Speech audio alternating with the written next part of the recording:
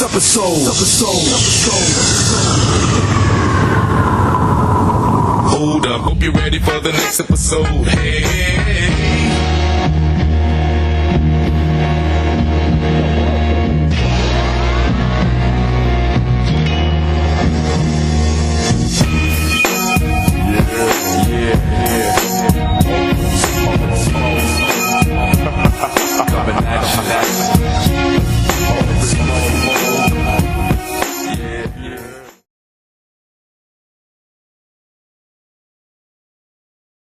Hey, welcome to the next episode. I'm your host, Daryl Brooks. Guess who's with us back from the dead? And he's not really, but he had last time we had an episode. He was taking care of his daughter. His daughter was getting baptized, so we really appreciate the fact that happened, brother. Congratulations to you. That's awesome. Thank you. And so Dre's back in the building. Tell me how you feeling. Sober day one. I'm good. Gosh, man, he on sobriety test. Okay, man. This is the chemical addiction counselor here. You know I can't say what word I want to say, so you know what word I'm going to use. This brother right here, okay? This brother. So I can't say the one I want to say. Oh my goodness. This brother. But also, man, in our office today, very special guest, a good friend of mine, Jaketra Bryant. That's supposed to be a very special friend of mine. I can't say her first name. So Jaketra Bryant. Ms. Bryant's an LPC. She also works with student counselors, student athletes. And this is why we're talking about it. This is March Madness coming up to the big games that we're going to have. We're going to be talking about it second half bracketology, what we think, who's going to win it, who's going to take it all. I'm going for probably not Duke. I might go for Virginia. But we ain't going to talk about that right now. We're going to talk about a little bit more about student athletes, how things are going with that, and how counseling can help out with student athletes at this time. So Jaketra, could you please, Miss Bryant, I'll call you this way, tell me a little bit about yourself and tell me what's going on. Yeah, so I have been working with student collegiate higher education athletes for about 3.5, almost 4 years now. I started my own business, B3 Mental Performance. Its focus is on a holistic approach, and its focus is to actually get all partners involved and pretty much hands-on with an athlete. And so you may have the counselor, you may have like a community involver, you may have a teacher, you may have a parent, you may have a masseuse, you may have a therapist, you may have so many people hands on deck to make sure the student is successful, the athlete is successful in life. Gotcha. And so I started that business about, I think that started maybe 4 years ago. And so I contract my services out to like AAU club teams and to schools. That's pretty interesting because I'm thinking from my profession as well as Daryl, when we work for an agency, it's almost like an ACT team approach. Yeah. But to an athlete to cover all the, I guess necessities. I'm noticing that mental health is more prevalent now with professional athletes. Have you experienced that or encountered that, working with the students on this level? Yeah, like with mental health, oh my goodness, yes. Like we've had a rise in mental health services. Like maybe 3 student athletes come in my office a week. Wow. Maybe more. And that's with mental health issues, whether that's anxiety, whether that's a suicidal thought, whether that is depression, whether that's like adjusting because they're from an international country. Right. But yeah, about 3 a week, and about 3 referrals are coming in per week from athletic trainers. Yeah, because that's what we're talking about on our channel here, the Brotherhood of Mental Health. In the next episode, our goal is to provide that platform because we also work with student athletes. We do coaching, and so the idea is that knowing that Ms. Bryant does this in the aspect of working the counseling part as an LPC, that really brings us to that limelight of what we were looking for and how we jailed, and that's why I really wanted to bring her on the show today. Tell me a little bit more about it. Is there any special classes that you had to take, or was there anything that you really did, or what just got you into counseling student athletes? Yeah, so my original story is actually I was a student athlete from age 9 to high school, and one particular team was my AAU team that I did like middle school through high school. Okay. And that team was a family approach. Like if you needed a ride home, the coach was there. If we were outside, and I don't know if you're familiar with like roadblocking, where we're out collecting money with AAU teams. Yeah. And so we're out there doing that. We're washing cars, everything, this family approach. And so I liked the idea of that family approach that we had. And then also my first job out of my master's was a prison. And so believe it or not, because of that harsh environment, the family unit was the counselors. It was the psychologists. And so I love the fact that everybody there had your back and everybody there was hands-on to make sure you were successful. So I took my athlete approach that I had, like from my experience and my prison experience. And then from there is how I actually made the program. Oh, that's pretty cool. Taking two strong approaches from there that I felt like was my most like impactful turning points in my life. Yeah. Going off track, what sports did you play? So I ran track from age 9 to like high school, and then basketball. Okay. What position you played in basketball? The 3 Okay, and good. See 4. on the numbers. Yeah, the 3 and 4. The forward. Yeah. I wasn't like, I'm 5'5", so I'm like, I'm not. That high school, everybody was like, what, 5'5", 5'7". Rare did you get somebody in there 6 foot. Right, yeah. And so. That's cool. That's pretty good, man. So yeah, because I remember there was an episode that I watched on a specific show that I use when I talk about counseling student athletes, where there was a female athlete that played softball, and she was really good, and was getting picked up by Big East, Big Ten, and so she went to Michigan State. But she said at the time she started feeling like she didn't want to play anymore. She wanted to be a regular student. So then all of a sudden she got into it. She had a torn rotator cuff, and then she got hooked on Vicodin and the painkillers. And so from that, she started drinking and getting involved. So long story short, she at the end they found her out on the street prostituting herself to pick up the painkillers. And she had a story to tell. So that's what I'm saying. Have you ever experienced students that talked about how they, based upon doing this for such a long time, realize that they don't want to do it anymore? Experiencing burnout. Yeah. Oh my goodness, yes. Every year since I've been at the university, I have about 2 teammates quit. Like every year. The first year I took it to heart. I was like, oh my goodness, you're coming to my office and I'm the first person that's going to know what you're doing. I know your whole plan. And and therapy, that's confidentiality. Like, right. I know exactly that you're about to walk off that team and that's it.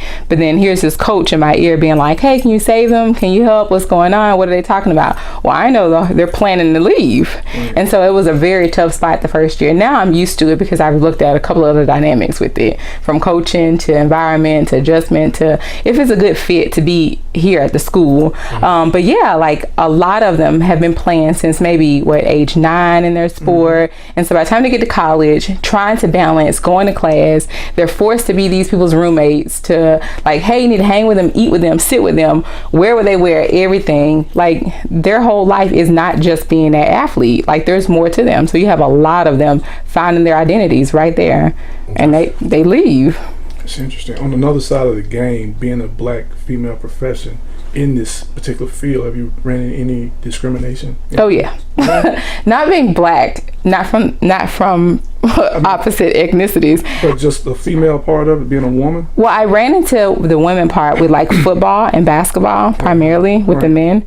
They were just like, who's this girl coming in? And then so I'm not like an older person, so they really like wanted to case me out. So it took a few having to like, maybe their girlfriends had to tell the guy it was okay, or the woman coach had to tell that male coach that I was okay. So like it took like word of mouth to go around, and then it took like football players had to start giving testimonies to be like, hey, like no, Jaketra's the real deal. Like it's okay. Oh, cool. That's great. Yeah.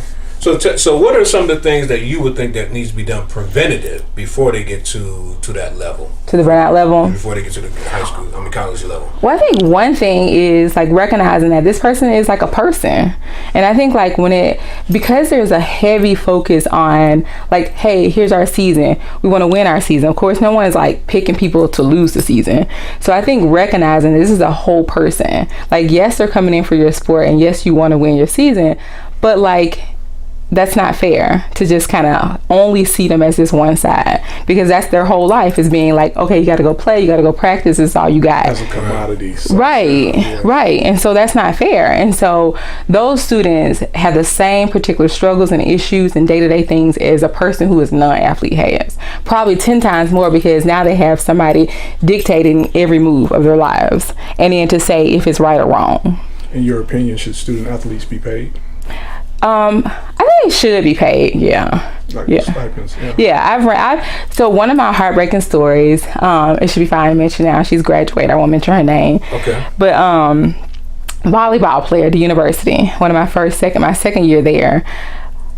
The little bitty money she got from the school, from the scholarship, because they get a little money, the little bit she got, she would send it back home for her mom to keep the power on, for her mom to save up for a place to live. She is living dorm free, getting meal plan because she's on a scholarship free, and any little money she's having to send it.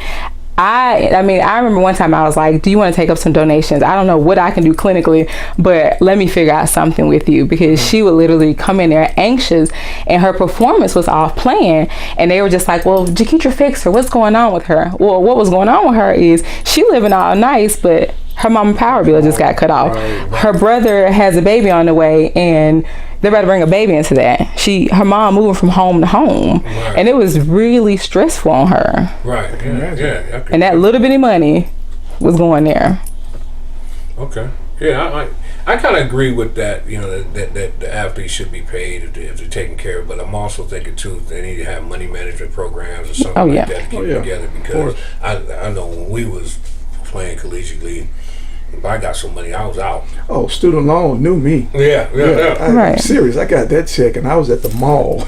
So you talk about money management, that should have been in place. Yeah. No, I agree. I think so with that too. Yeah, I remember playing spades and taking student loan checks and getting in trouble for that. So that But you have to think about it, think about why that happened. And that's how you gotta look at the student as they're more than just an athlete. Because coming in, if the focus is only on the sport and not on the holistic person, like money management, being disciplined, having self-control, having values in yourself, what's your purpose, what's your plan, if none of that's being focused on, of course you're gonna come in, you're gonna be like, let me buy the new J's. Yeah. Let me take all y'all out to athletes. It's that freedom, and especially it's not taught in high school, and if you don't have that in your home life, if that's not under your parents or whoever your guardian is, if they're not instilling that in you at that early age, you get to college, you're gonna go wild. Right. You're definitely gonna go wild. I mean, there are things that we know from just our own experiences that cause us to really think about, had I done things differently, it'd have been a different ball game. Because like I'm saying, think about it. What if they told us, okay, let's take some of your student loan money, throw it in a CD account back then, and let it ride for 4 years. Gosh. Can you imagine what the money would be like when it matures after them 4 years, after you still put a little bit at a time?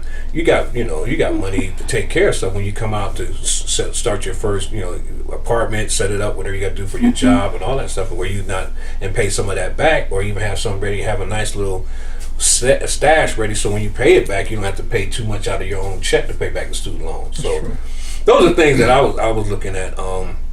But as a LPC in this field, did you need to?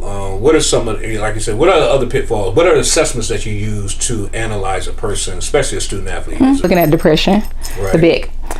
So the BEC, we have like a social anxiety form. Also, one of our ladies does a lot of biofeedback, and so prior to me getting there, she had developed the biofeedback program inside of our office, and so we use the biofeedback equipment, and so we may take a lot of students in there, and that has a social anxiety, that has an anxiety test that's pertaining more test taken and just how do you feel, and the BEC, and then the standard psychosocial one. Okay. Anything with substance abuse? No, because there's a scope at Georgia State, and so if you're higher than our level of care, that you're going to require more than like once a week or twice a month to come see us, then we have to refer you out. So it's a standard, like, are you using daily, and how often, any blackouts, any legal issues, like we're using kind of standard one. And if anybody has had some like treatment and they're kind of beyond our scope, then we have to refer them out. Gotcha. Just because all those students we're seeing. Cool. Once again, this is the next episode. We're dealing with student athletes on this episode. As you can see, Dre's involved. Dre's back in the building, and we also got Miss Jaketra Bryant, who's also what's the name of your organization? B3 Mental Performance. B3 Mental Performance. B3 mental performance. That's her thing. So we want to definitely support her in that endeavor, and also we just wanted to bring her on to talk a little bit about sports counseling. So I've had my fair share of trying to climb this ladder here, and I'm actually like 3.5 years in, like it's almost 4 years, and I just happen to have a unique tailored program where the university I landed, my first area in was Georgia State University, so I landed a major university first try in. And so God, of course, so I'm not gonna pretend. This is the channel we believe in that. Right, I'm not gonna pretend at all. It was Jaketra. But I have, because of that, because I kind of branch a program, write a program, begin like implementing this unique style, people were just looking like, who is this girl? Like, where is she from? Who did she just come in with? Mm-hmm. And so I ran into other people who had the title of doctor, who had sports psychology, who wondering like how I was maneuvering something, grabbed a school and was making moves. Right. And it came from Black women. And so I was really shocked because I was just like, wait, I thought we like come together. And so, but that wasn't true. So I was like super shocked. We're here again.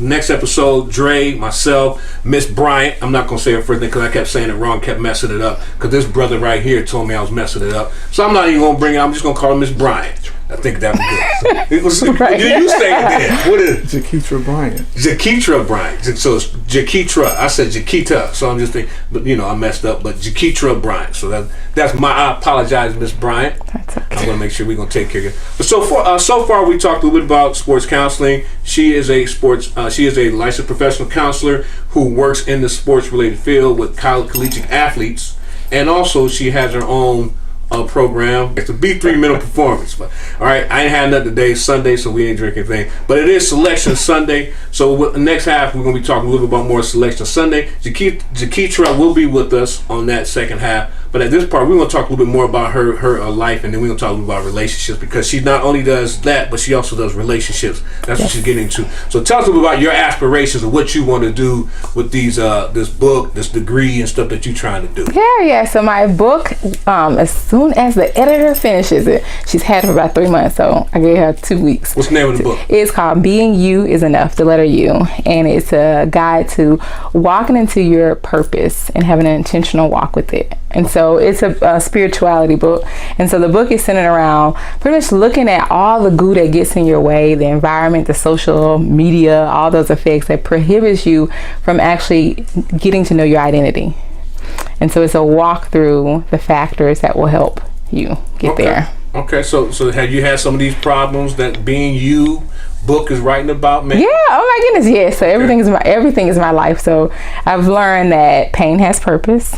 I've learned that wisdom is not of age, but is of your experience. And so I've had like struggles in relationships. I've had struggles in like dating. I've had family matter issues. So this is a journey that I've not only seen with clients, athletes, and just people in the community, but my own journey. Okay, gotcha. So you talked about this earlier on one of our shows, dating in your 40s and living single. So being that I'm married, so I can't really speak on that, but I still understand the concepts because I used to be that way, but I'm not anymore. Thank you for being married 3+ years, wonderful kid. So that's what we're saying. Yeah. But I do have an expert on this at this time. You're expert single? That's what you're trying to say? Yes. Yes. So we gonna hit you hard, man. So we got some questions, man. So we come from this perspective that you're from Alabama, right?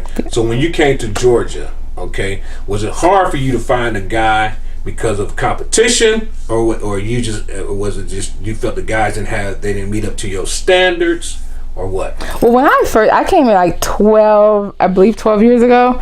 I lose count, maybe 12 years ago. So when I came, I was like still in my early 20s. Like I'm 36 now, so I was still in my early 20s. Mm-hmm. And so I was playing. I was in Vegas nights. I was in all the clubs that used to be here. Right, I was in all the clubs. Right, that's why I was there. I was there till the lights came on, the sky lights, not the street lights. Was you? You don't remember?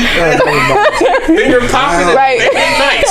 Right, I was there. So that was my mindset for a few years. And so I didn't really have any expectations. coming out of college, having my own ambition, I've always been a very driven woman, but never been focused on like, what is marriage? What's love look like? What does a healthy relationship look like? I've never been that person that like had that focus. I was like, oh, he's cute. Yeah, he can come over, or he's cute. We can hang out, we can dance. But I needed to grow up. So I had no expectation of the guys. And that showed. So that was years and years of the reflection of people I dated, because no expectation other than I need you to have a degree. Wow. Well, let me ask you, do you think, and I'm speaking from my own experience, I was fortunate enough to come from a 2-parent household, and my parents were together been forever. My pop passed in 2004. The family structure or the dynamics that was created under my household.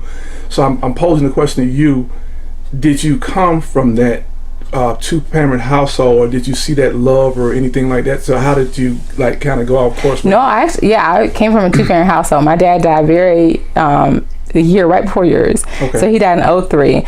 But I came from a household where my dad was beating my mom. Okay. And also on drugs. And so like that is what I saw growing up. Right. And although my mom like imitated this strong black, you stay with the family, like no matter what, that's what I picked up. So I picked up like, oh, no man's gonna tell me this, he's not gonna do this. I can have these top degrees, you can have this, and this is where I'm going to be. So a lot of my relationships would look like that. And so I didn't realize that the more I fought not to be in something unhealthy that was physical, the more I probably was verbally and emotionally unstable for everybody else. Because like I wanted to always have the upper hand. Within this past, I think it's been probably like maybe a year or so, God has been really pruning me. I don't know if you've ever gone through a season where he like pruned you, but pruning me, and in it he had to humble me, because I really did. I had a misconception of love due to my life situation, and I also thought love meant giving up something. And I thought love meant like things would be taken away from you, and that like your voice would be gone. And so I had to get the idea of what love looked like in order to be healthy. And then I had to understand that being selfless and being humble was a good thing in a relationship. But may I? Yes. Having an answer for everything, and in the bigger scheme of things, at some point in time, we just want to be heard without having a response. In life, I understand, and everything will go kind of smooth. But it took, how long? What did it take for you to understand that or come to that? Yeah, well, it took me really being like, one. So I'm not sure if y'all saw my son's out there. I'm a single mom. This is a big job, and so like this takes 2 parents. It takes a village. Coming to a humbling place where I had to really be like, okay, it's me. It is me. I am the common denominator, and being quiet doesn't mean that I'm less intelligent, and listening to somebody doesn't mean that it takes any strength away from me. And I had to get there. Imagine like come in with somebody and you just want to like just relax that day. So I want to tell you about what's going on. Yeah, and I'm like, oh, you should try this and this and that. You should have put your foot up this way. You should do that. And then so it would always be like me having advice, trying to analyzing them and stuff like that. And they don't like the fact that you was trying to analyze them. Well, I wouldn't be trying to analyze them, but I would always have like suggestions as to how maybe you can do it better, or how this can work out differently for you. Instead of just being you, being the woman, the female, you were still coming from a therapeutic standpoint? I think sometimes I was, yeah. That like, oh, we're going to partner out. I'm going to go and soar and do my dreams. He's going to soar and do his. Together we'll be running the country. Like all kind of things I had in my head about this. But I didn't consider the person. I didn't consider their individual lives, their environment, their background, their strengths, who God created them as. Okay. And that, I believe a lot of women, we do that. Like we have this agenda, and this agenda is us, added y'all. Well, okay. Do you let your man lead? I've had to learn. Yeah, okay. I've had to learn. There it is. I'm honest. I'm honest because I had to humble myself. I knew he was going to. Yeah. See, a lot of times, and we had a segment maybe a month ago about, and I was telling him I noticed the difference in the 6-figure or upper echelon income individuals. They have this.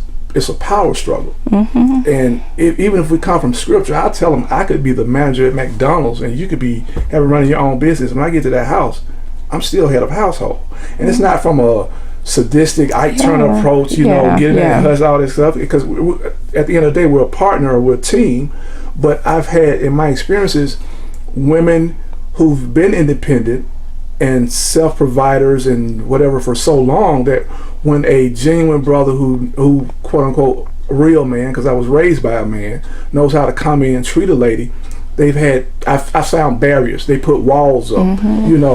Or I never had anybody open the door for me, or I never had anybody pull the chair for me, or I never got flowers. And that it's almost like it's too good to be true from their perspective. Yeah. And at some point, I get tired of trying to do the test thing, and it pushes me away. Yeah. So the concept we thought about when it came to women, we wanted to understand a woman's perspective of why it's hard for them to date here in Atlanta. And so you being here and going through all that stuff, and so that gives a good perspective. What are some of the other stuff that you noticed, because your book's going to be about relationships? What are some of the things you also know that women need to do to change? Well, I think one is women compare a lot. So like I'm late 30s, almost late 30s. I guess it's late 30s, 36. So I'm late, mid 30s. I'm giving myself after that. 35, yeah, you're it's late. Yes, late. Mid and a half. 30's a new 20. That's what right. Look, 30's a new 20. Right, that's what they look say. 20 then, right. 36 and look 45. You ain't new 20. Oh wow. I hope I don't. So make sure you look 20. Well, I hope I don't. Mine 20. Yeah. You're 36 and you still want to go to what was that place called? She said, "Y'all, what's the first place you went to?" Vegas Night. Yeah, Vegas Night. You still thinking of clubs y'all know like that? Vegas Night. Yeah, this is well, that says, and I don't go no more. But no, one thing I do know is that women, we begin to compare. And so I hear from my friends, I hear from just people on social media, well, how is this person married now? Or this person lifestyle look like this and they're getting engaged. Or this person my same age and they're going to school. And then so women, we really have it bad to compare. We compare someone our own age, and normally we get a glimpse at social media of their lifestyle, but yet we know the whole story. Right. And then that keeps you really, to me, dating in bad destructive patterns, because instead of you getting to know your individual sitting across from you, you have an agenda. Your agenda is to get to the altar, because I got to get to all these pictures that I'm seeing of everyone else my age. And so you miss out on the moments. Is this a good person? Is this person purposeful in my life? Is this person going to help me? Am I going to help this person? Like, do we have the same core values? You're missing all that because your agenda is on getting this picture that needs to be, because you're 36. After the lights are down, the bells and whistles will stop sounding off. Had good moments, but that's just the overall coreness of being a wife, being a nurturer, being a partner, and being a motivator. Because in the line of work that we do, if we're giving so much to others, when we come back, we need somebody that's going to kind of refuel or re-energize us. All right, one more time. Let me do it again. Once again, this next episode, we're here with Jaketra Bryant. And we're talking about life, relationships, student athletes. And because this is Selection Sunday, we're going to be coming back with the second half. We're talking a little bit more about the March Madness and also the mental health portion of March Madness as well. All right, see you back in the next half. Peace. All right, we'll edit that out. All right, give them back 3. Y'all need a break? Yeah, I need to turn the phone down. Okay. Oh yeah. Sued or something. Yeah. You get sued. Who calling? Hey, I'm here at Sports and Social with Ace. Ace is going to talk a little bit about where we're going to be here for a March Madness meet and greet on March 15th. All therapists, come check us out. Meet and greet. We're going to watch a couple games. We got our brackets and everything. We're going to have a good time. Ace is going to talk a little bit about it. So we are Sports and Social. We have the largest, as you can see, screen in the Southeast. It's $1 million screen, and it's over 30 feet long. All the TVs around the outside edges are over 90 inches. There really is no competition for the best sports bar in Atlanta. We're it. We do a lot of with fun with fogs and games and things like that throughout as well. We also have tournament style things where you can play ping pong or bubble hockey. You could even play Battleship and things like that at your table and stuff. Get out of here. Battleship? Oh, shoot. So remember that. So check this out.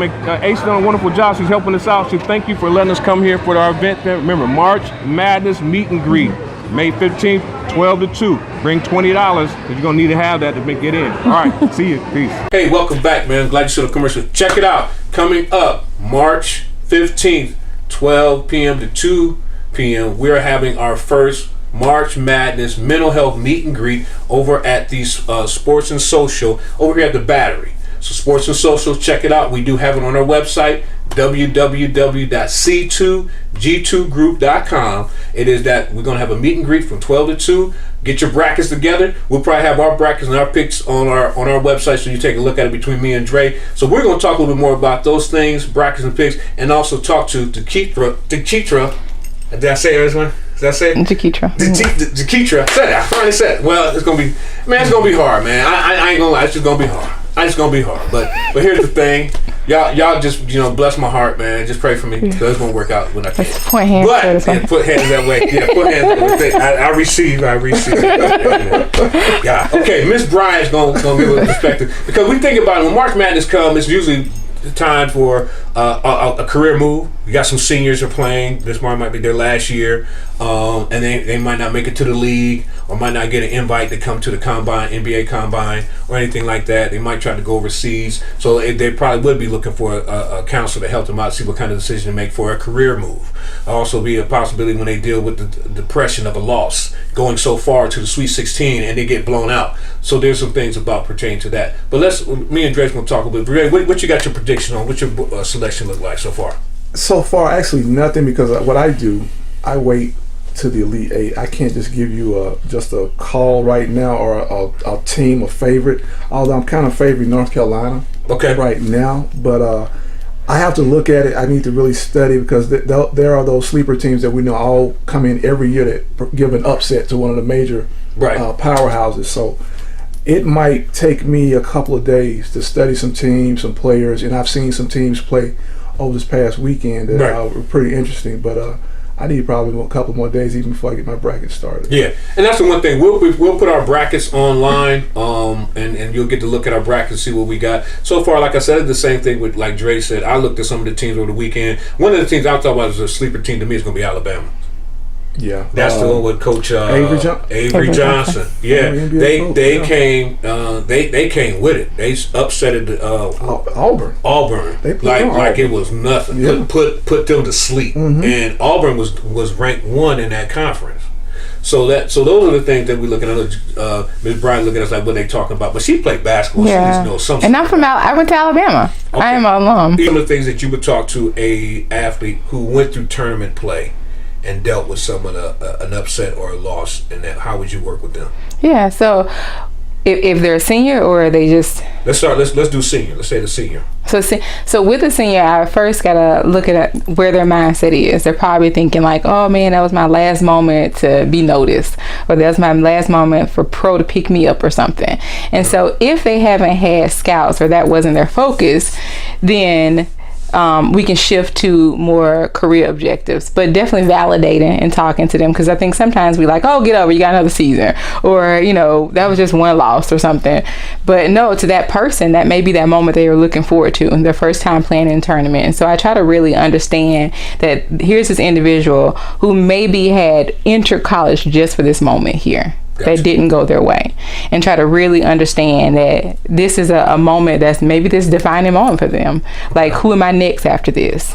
And so talking to the individual about that, and also keeping in mind that this is a very sensitive time. They didn't win. Right. Is it rare, I'm guessing, senior or junior to say for whatever reason they're out, their college career is over with? And how rare is it for somebody to say, you know what, I don't want to pursue basketball in a professional level, I would rather go in another direction, and utilize my degree, or just go in another total different field? I mean, does that happen often? Because typically everybody wants to go pro, right? Mm-hmm. No, it rarely. No, they all actually want to go pro. Most of their majors aren't anything that they even know what they want to do with it. Wow. So most of them are psychology majors, which I get so offended when they make all of them be psychology and sociology. I'm just like, what do you mean? There's a lot you can do with that.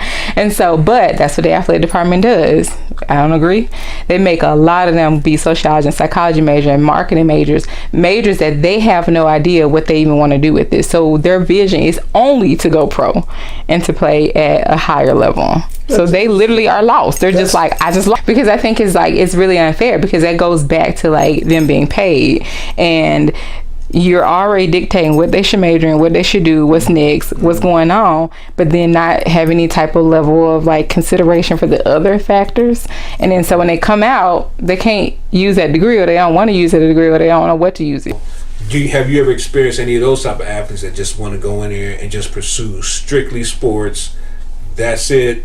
And if I don't make it to the pros, I'm just going to drop out. Well, a lot of my international athletes are like that. Like they came in on scholarship with the focus area of professional, whether that's golf, tennis. Like I see that a lot. So it's no focus on education. It is they have a major that they've selected, but usually it's financing, and so that's their focus. Is to come to the United States to gain that, to go professional. Very interesting. Yeah, that's pretty cool. Once again, this is the next episode. We're here with Ms. Bryant, and we're talking about sports athletes, student athletes, counseling, and also we talked about relationship, but we also talked about what's coming up with March Madness. This is our nice little shirts on today. These are going to be the shirts that you can recognize us with at the facility, and we're going to be doing some interviewing there as well as talking about our brackets. So come check out Come to Sports and Social, man. It's a pretty good event. We're going to have a good time, and then we're just going to make it happen. Now, we're going to close it out. Anything you would like to say about a little bit about your programs? Well, I can be followed. Like, I actually do Blog Talk Radio every Monday. I don't even know if I mentioned that. No, you sure did. Now you ain't invited to that. So I'm the relationship expert. I do a parental section every Monday, 6 p.m. Eastern Standard. It's going to start going Facebook Live every Monday at 6. But if not, you can call. It's Source Radio Network. So I do a lot of parenting talk and just talk on like restoring our community and our parents in a better, healthier way. So what feedback you getting from that? Mm-hmm. Is it being received? From that I've actually landed lots of opportunities. So I'm the relationship expert for Upscale Magazine. So I forget a lot. I don't mention a lot. Upscale Magazine? Serious? Mm-hmm. So I was in like the July edition. I had to bring a copy. I was in the July edition and like 2 months ago edition. So I'm like, I'm their go-to, like they write for, so they write the questions and I give answers. And so I've been doing that since last July. For Upscale Magazine. You got an outfit on or something? Are you just wearing a black shirt? No, the July edition, you'll see my full cover. Like you'll see my face, cover, and then like the whole article is on full cover. Well, my headshot. Okay. And then there's another edition. My face isn't in there, but the conversation. Okay. Because they come to me for advice and I give them advice. But a question. So for Upscale Magazine. So it's a Atlanta-based magazine. It is. See what I'm saying? Look, we're making some connections. It is. Hey, man, it's pretty nice. Yeah. From Vegas nice to Upscale. Right. That's why you need to humble yourself. See. That's why you need to humble yourself. I ain't mad at my life journey. But so you can catch like some of those on Upscale magazines and Mondays, and then hopefully the book will be finished in April and out. Being You Is Enough.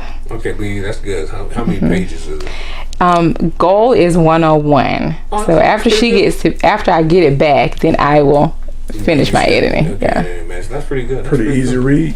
Yeah, it is. 8 chapters. 8 have some significant numbers biblically. 8 specific in the bit. Okay, here we go. Was that beginning? New beginnings. Yeah. Because when you finish and you're looking for your identity, that's pretty cool. Then like you're about to begin. Oh, what's going on? That's something, boy. Yeah, new beginnings. That's pretty cool. Like I said, so Miss Bryant and Dre, anything closing, man? Thank you for coming.